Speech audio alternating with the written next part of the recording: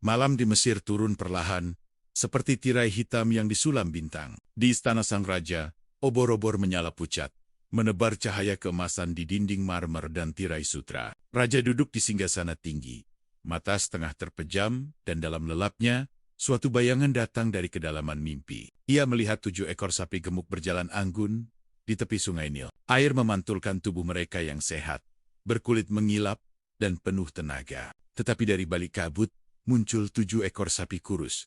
Tulangnya menonjol, matanya cekung seolah lapar sejak awal zaman. Dengan rakus mereka memakan sapi-sapi gemuk itu satu persatu. Dan tak ada yang tersisa selain suara air yang menggelegak muram. Lalu angin berputar, sungai mengering. Dari tanah muncul 7 tangkai gandum hijau, segar dan hidup. Tapi segera saja, 7 tangkai kering dan patah tumbuh di sampingnya dan dalam sekejap. Tangkai-tangkai kering itu menyedot kesegaran yang hijau. Hingga semuanya layu dan gugur di bawah matahari. Raja terbangun dengan keringat dingin di pelipisnya. Nafasnya tercekat. Mimpi itu begitu nyata seolah bumi bergetar di dalam pikirannya.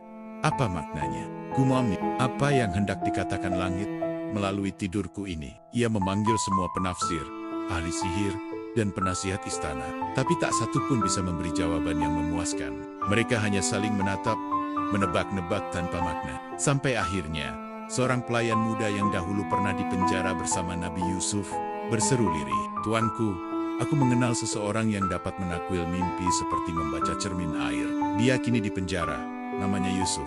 Di dalam penjara yang lembab, Nabi Yusuf duduk bersila. Cahaya matahari yang menembus jeruji menari di wajahnya. Matanya teduh, tapi menyimpan cahaya yang tak bisa dijelaskan dengan kata. Ketika pelayan datang dan menceritakan mimpi raja, Nabi Yusuf diam sejenak. Bibirnya bergerak pelan, seperti membaca sesuatu yang tak terlihat. "Sapi-sapi gemuk adalah tahun-tahun makmur," katanya akhirnya. "Dan sapi-sapi kurus adalah tahun-tahun kelaparan yang akan menelan hasilnya. 7 tangkai hijau adalah masa subur yang penuh rezeki. Dan 7 tangkai kering adalah masa paceklik yang mengeringkan kehidupan."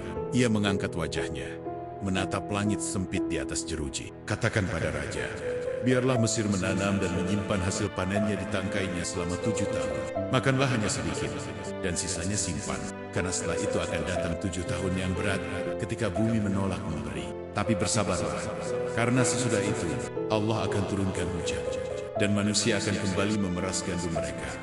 Pelayan itu terpana. Dalam setiap kata Nabi Yusuf, seolah ada keyakinan yang tak bisa diguncang, seperti cahaya yang muncul di antara reruntuhan malam. Ketika raja mendengar tafsir itu, wajahnya berubah. Matanya yang resah kini tenang, seolah beban besar terangkat dari